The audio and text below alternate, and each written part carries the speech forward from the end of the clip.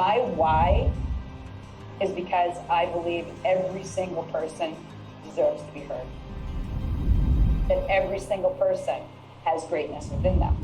Hello and welcome back to another episode of Master Your Life with Kate McKay. That would be me. And I am really excited to be introducing my guest for today, Ms. Drumroll, Cristina Watson. Welcome to the show, Cristina. Hi, thank you for having me. I'm so excited. This is going to be fun. So Cristina, I'm going to do her bio. And then again, as I always say, we're going to get right on into it, because what's far more interesting and what I am most passionate about are people's stories and how people have persevered through with grit and determination and a vision and a single-mindedness in order to achieve what they came here to achieve, their agreement with their source. And so Cristina Watson actually is the CEO of Bling, a company that she developed, and she's actually created 3 patented products from this. And Cristina is also a mom of 20, they're twins, and they're 23 years old. I cannot believe they're 23. She's married to her high school sweetheart of 31 years. And legit, it's really that. They are a wonderful, beautiful example of love and respect, which I've seen that and you've modeled it for so many people. And just for that, thank you for bringing that to the world. She also is a master hair salon person. She's incredible with hair. She's an artist and a craftsman in hair and has owned her own hair salon for years. And I just a little bit of backstory. Cristina and I met when I was developing my gold business. And I was so grateful to have a beautiful Italian girl who knew gold, who loved gold, working with me. So it was great. So Cristina, welcome to the show. I'm so grateful that you're here. Thank you for having me. Yeah, super cool. So talk to me a little bit about your vision on Bling. First of all, I just want you to explain a little bit about the backstory on how you came to this concept, and then, why it's so important to you. What's the backstory on this? So I had double deviated septum surgery. And when I went in there, the doctor had said to me, like, oh, is there anything that bothers you? And there was actually down here, there was something that bothered me. So she was like, okay, great. So this was pre-COVID and I had to go back to work. I couldn't hide. And usually you have like a nose cast on. And it's one of those things. I don't know if you've ever seen anyone with that, or, the whole black eyes or something, where people wanted to look, but they didn't want to look. And it was very awkward because I know these people in the salon and I know the clients, but it was still that, like, do I ask? Is she okay? You could just feel it. So I went in the back and I had my girlfriend, one of the employees that I was friends with, like these rhinestone stickers on it. I cut my tape, I cut the stitches low and put some makeup on and went back outside, and the entire vibe changed. Everybody wanted to talk to me and they were like, oh my God, that's so cute. They were touching it. They're like, is it jewelry? And like, it just became like, it blew up. And I was like, wow, like the way I felt that they were treating me was such a difference, but also the way they accepted me and treated me was very different. And then everywhere I went, it was like that. I was walking down the street and everyone's in their phone like this, and people would look up and smile, and I was like, it almost like brought humanity back together, and strangers would talk to you. It was just a really awesome feeling, and I was like, this is a thing, which I learned later after doing all of the research and stuff. It's actually called neuroaesthetic. I've never heard of that. And for me, it was so interesting because I've been through this development. I mean, how many years ago was that, Cristina? That was 15. 15 years. And so I want you to take us through a little bit the grind of bringing this to fruition, because it has been a grind to bring this product, this company to where it is today. Yeah. So I'm a solopreneur, which I think that's part of it. Being a poor entrepreneur isn't the easiest. So trying to figure out which way to go that's going to be the biggest bang for your buck. So being a hairdresser, you do talk to clients all day. And to be honest with you, a lot of them, it's like, oh, Uncle Sam does this. So I talked to Uncle Sam, and then he wasn't my guy. And I just, it was 6 degrees of separation that everybody knew somebody. And I needed any help. I needed any advice, because I'm not in the plastics world. I'm not in the engineer world, and I'm not in the medical world. I'm a salon owner and I'm a hairdresser. And now you are. Well, now I am. But back then I was just kind of like, I don't know which end is up. So, I wasted a lot of time. I don't want to say waste. I learned a lot, but time to get the product to market. there was a lot of going down the wrong path and turning around and turning around. So then, and it's funny because right under my nose was a client's husband that I used to do his hair when I owned my first salon, and he would make an appointment and I got too busy. So he said I threw him to the next girl, but I didn't. So my client kept saying, just talk to him, just talk to him. I was going to, colleges, talking to the plastics department.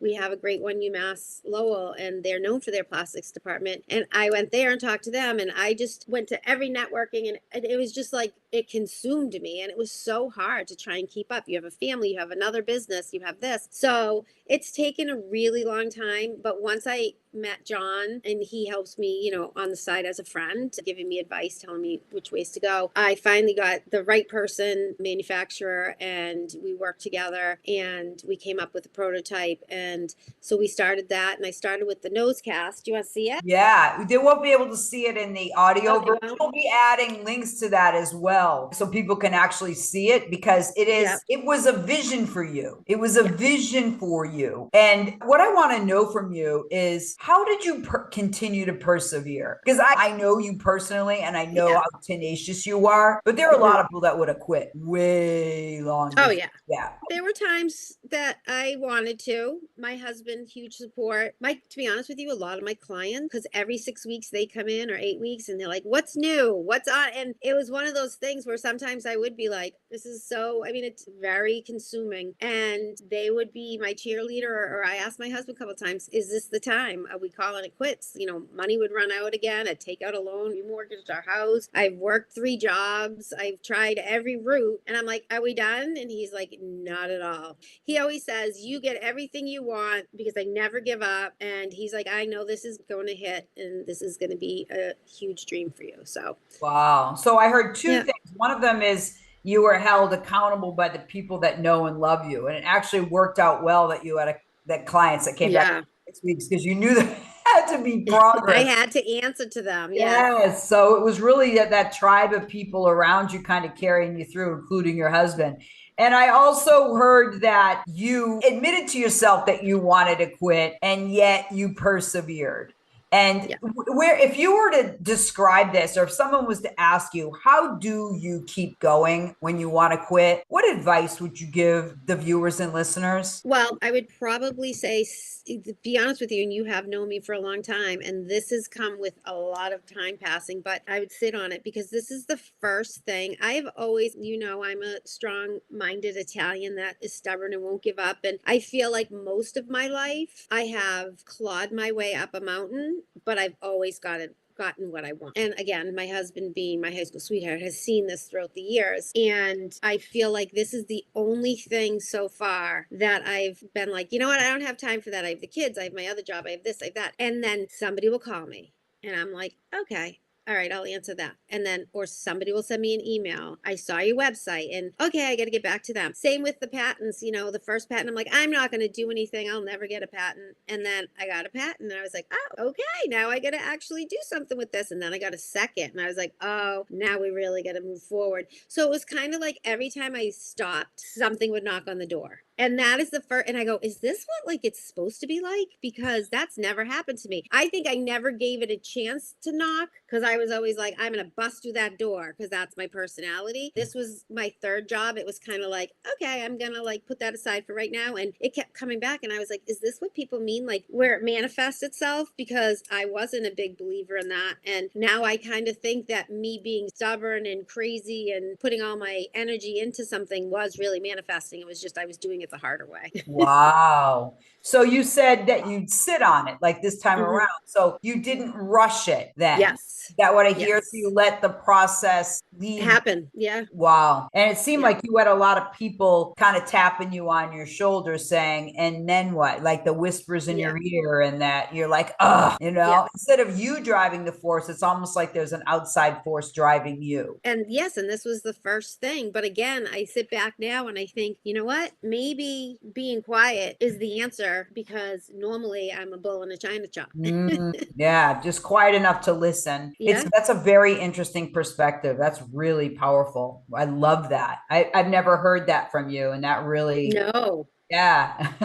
No. I never had time. I never had time to listen. I was always Right. doing something, running somewhere. So Wow, that's powerful. I love that. And would there be some things that you would recommend, just things that you would say to people, don't do this? Is there anything that you would say, don't do? the first thing I would say is it's not really don't do this, but yeah, don't spend a lot of time with the wrong people. If you know it's not the right fit or the not the right person that can help you, cut ties and just move. I mean, in a great way, in a nice way, but cut, move to, because with, like I said, a lot of people trying to steer me, oh, this one knows, which is very helpful. And I'm very thankful for that. But go to the people that can help you right away. I've been so much further. Yeah, it's hard to know that, and so what would be your recommendation about finding those right people? Because you didn't have anyone in your life around you in your immediate family that were inventors. Right. No. So you were just an anomaly, but you had a vision that was knocking at the door. And so there are people like you. I think you're probably going to be speaking to a lot of people that are unusual, that don't fit in with their norm, that have something inside of them that's clawing or itching or tapping or however we want to describe it, to do more, to experience more, to go to the edge of something. And what advice would you give to those people? I would probably say,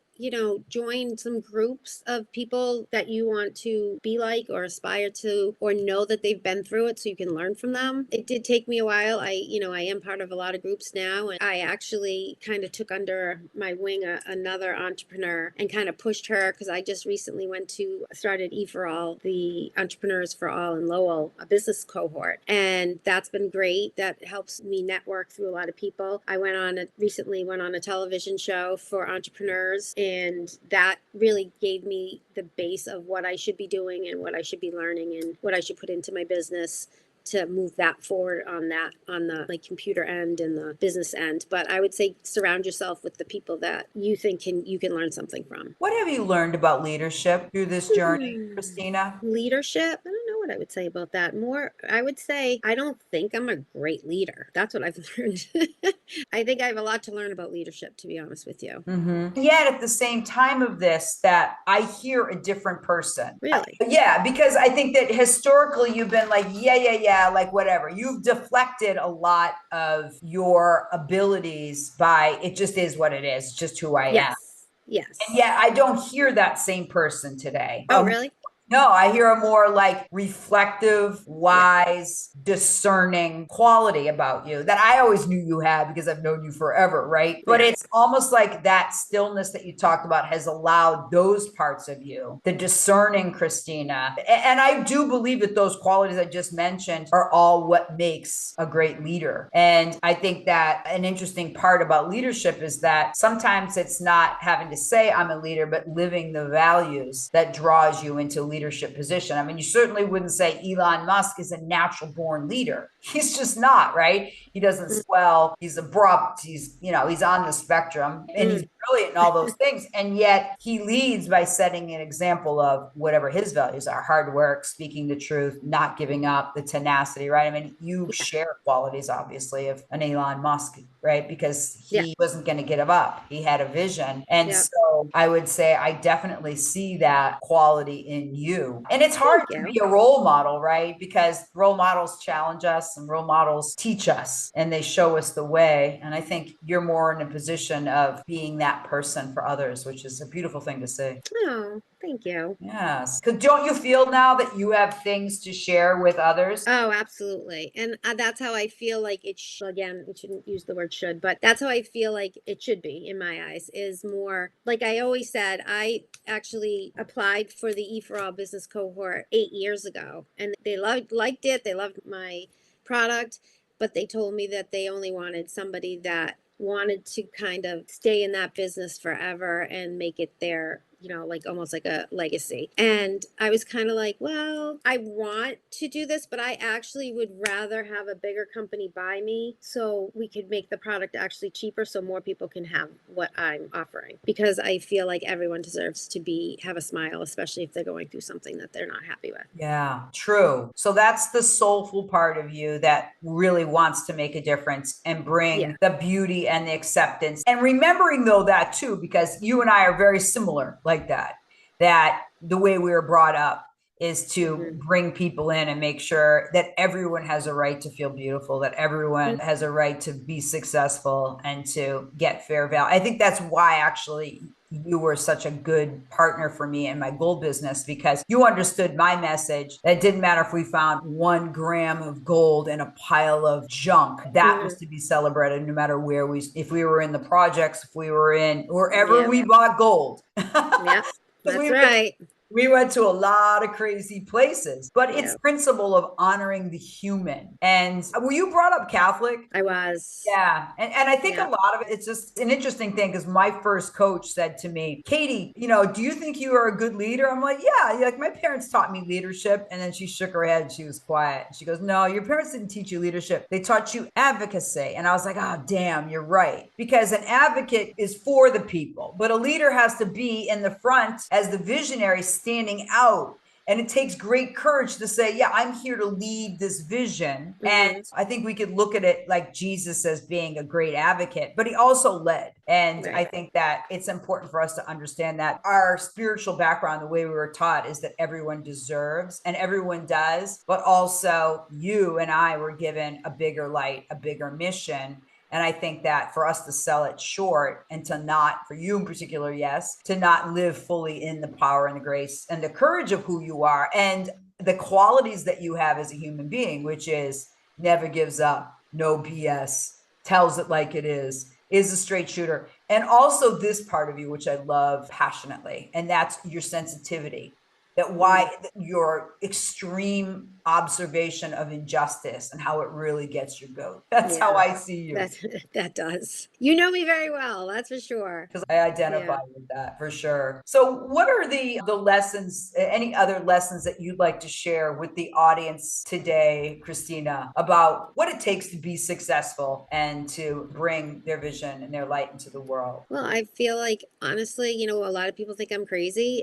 I've been doing this for 14 years. It has been it's been up and down. Honestly, a lot of people, and I try and shift it because the whole mindset thing, but it's been hard. And, when you talk to other people, it's like, oh, everything's like beautiful and rainbows and butterflies. And I'm like, what am I doing wrong? There's it's not, it's most of the time, it's not like that.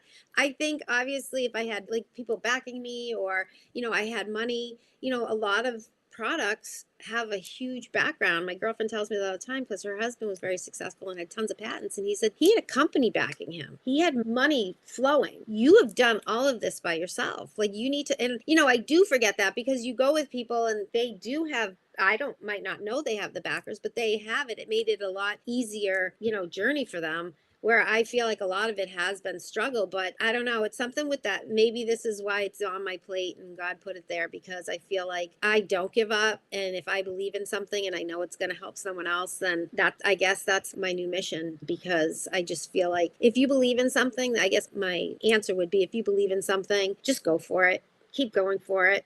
That's just, I guess, like I said, it just keeps knocking. And I'm like, all right, you know what? I think this is what I was made to do. And it's going to be hard.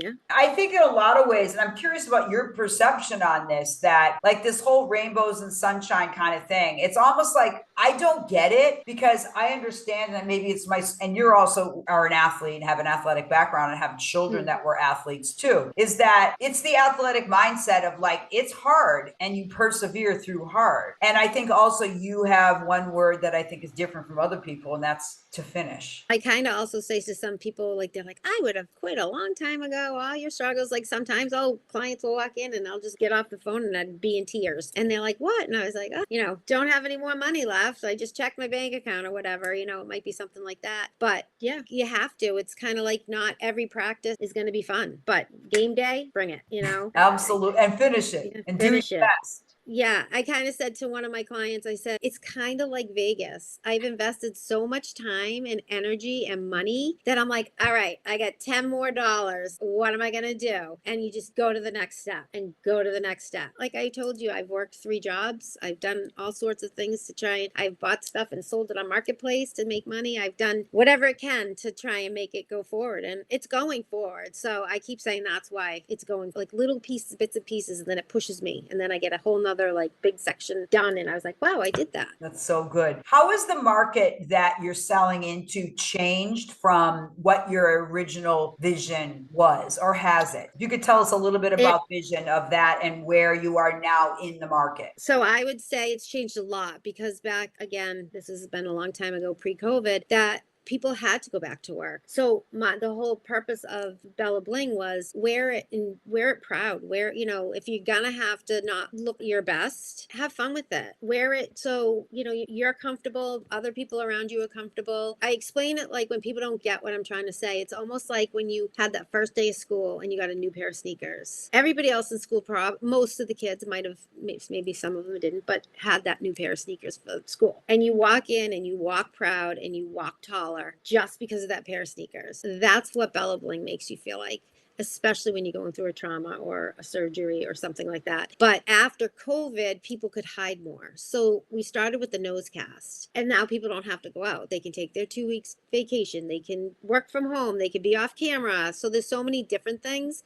So we have pivoted a little bit. We're trying to move into AFOs, ankle foot orthotics, especially for children that don't have a lot of choices, because that would just melt my heart if I could do that and make them stand tall and be proud and be happy every time they put their braces on, and make other little, especially if they're little kids, might not look at them and stare. They might look at them and go, oh my God, that's so pretty. And that just right there could bond a friendship. It's totally true. It's amazing because it's how it really does make a difference, something like that on the exterior, and how it shifts on the inside. And I think we all can relate to that feeling of having something new, no matter what your socioeconomic, and feeling like that. I remember the moment, right? I remember the shirt that I was wearing in 10th grade. It was brown and black striped. It fit like a glove, and it was super, and a pair of white carpenter pants. I remember the outfit. So I guarantee every person is listening like, oh, damn, I remember the outfit. It's that feeling that you never forget. And I think that that's such an important quality. Where right now are you manufacturing? And then where can people find you? Where are you located right now for business? So right now we are on the website, bellablingllc.com. We're manufacturing in China because the plastic that we use is a thermoplast, and it's a low melting point. It's really, really hard to work with because it's just sticky and gooey and it dries fast. And so I've tried all around. I would love to say it was made in America, but it can't be. Well, it might could, but nobody wants to touch it with the 10-foot pole. And like I said, these people, Next PCV, they took me in and have been fabulous because, again, I'm not a manufacturer either. So they have just been great. They work with entrepreneurs and try and bring the vision forward, and they've been wonderful, and I couldn't have done it without them. So great. Are you like, where do you sell the product into, and like, how can people find the product? So really what they have to do is really ask their doctors, orthopedics. Right now we're working on a carpal tunnel brace, which I think that's going to be huge because it's a lot about compliance. A lot of people won't wear the carpal tunnel because they're ugly. Most of them are black. If they're not black, they might be a blue, and they're just, a lot of people just hate them, so they won't wear them. And I had a nurse say to me, this is going to make a difference in my life. And I was like, why? And she's like, because people won't wear them and it makes my job harder. And I was like, hey, I never even thought of that. That's awesome. So really what you have to do is find a doctor's office or a hospital that's going to carry it, or start asking for it, because a lot of people don't know about it yet. They will, for sure, but they don't yet. Yes, that's so great. And we'll absolutely be sharing the links. And I know anybody and all of us have known someone that's broken something, and that the look of shame, and it's humbling to be different with something that's broken. But if you can add a pizzazz, a bling, just to make yourself, to light yourself up, it can really change your day and your life and the way you perceive of yourself, and therefore the light to bring to the world. I love this. Yeah. We consider ourselves the new generation of casting materials, because it's not just bling. We have, our patents are any embellishments embedded into the material. So we're looking at making maybe themed, like maybe we can do like a princess theme and a fire truck theme, and do like little almost buttons type things and have different pictures on them, or anything that's embellished is our patent. So hopefully I can just, like I said, it's not just bling, and that's where we're starting because it's my favorite. And when do you ever see a plain white cast anymore? Never. You never see that. So now it's, then you get all these colors, and then they started making stripes, and a lot of people, especially celebrities, have blinged out their own. And I'm like, okay, so it's a need. And why can't everyone feel like a celebrity? So let's just get it up there and get it out there. Right. And the thing is that I want everyone to hear that it wasn't just like you're sticking bling on your caps. Like, this is science backed, research based. That took Cristina months and years to perfect. And I remember seeing samples, and she's a perfectionist. It had to be exactly right for your vision. And I honor you for the diligence and the detail that you had to play in this game to get the vision just the way you weren't going to do it as a low quality just to get it out. Like somebody did say to me, like, why can't I just go buy, like, you can go buy rhinestones at Michael's, and that, you know, they have mesh there as well, because we have a specific mesh and it's measured out so doctors can cut around it, and you know, all that took time. But the mesh there, when you melt the plastic, that glue isn't the same boiling point, so then the rhinestones fall out. Or if you bang it, they're not structured right, they fall out. So then you're going to have a cast that has half the rhinestones in it, which to me is tacky, but that's just my opinion. So we have a trade secret on how we have the rhinestones stay in. And then we also have our specific mesh that's made just for Bella Bling. So it's not like you can't just go and throw it on top of it. I have put my mesh on other people's casts because they already have a cast, and you can't add the Bella Bling over it because it's too heavy. I tried that with my daughter. Yeah, it's like having two casts in one, and she's like, this is so heavy. So you can't do that either. But like I said, a lot that went into this to make this. One of the things I found, and I found it really crazy, is doing some of the research. There is less lead in my rhinestones than there is in candy that's allowed in this country. Holy crap. That's crazy. Are you serious? I swear. Different. And I asked them, like, how can that be? How is this even a thing? Why is there even lead in candy? But doing all of that research, it was different departments have different levels that they accept. And I was like, Good wow, heavens. it's insane. Yeah. That is insane. And that's going to become a bigger and bigger play as we move into the next few years, with shifts that are going to be happening in the next administration. As much as, you know, whatever the political affiliations of people are, it's we need way more cautious and cognizant of what we're putting in. What we allow in America, where other countries would never even consider, is pretty shocking. Oh, I know. Yeah. I know. Really, really shocking. So, Ms. Cristina, any parting words for today to our listeners in regards to your journey through entrepreneurship? Buy Bella Bling.